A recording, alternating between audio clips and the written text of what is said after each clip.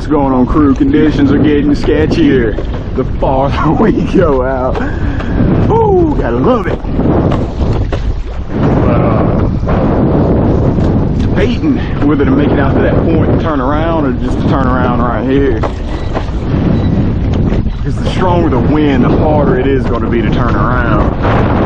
Yeah, like that gust right there. It's a 20 plus knot gust. I can feel it. I know what those feel like. You can see them too. Yeah, like I don't want to get hit with one of those when I'm trying to turn around. It won't be super fun. That's a turn down.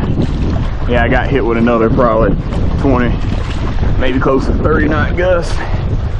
So we're on the downwind leg now.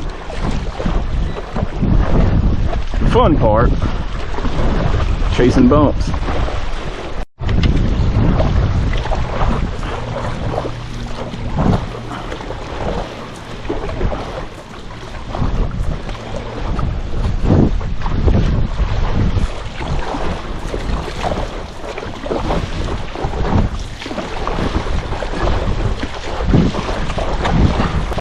It's so beautiful. God's creation out here. Love being able to feel the power of the wind and the water put together. Especially when I can boost it into the speed on this board.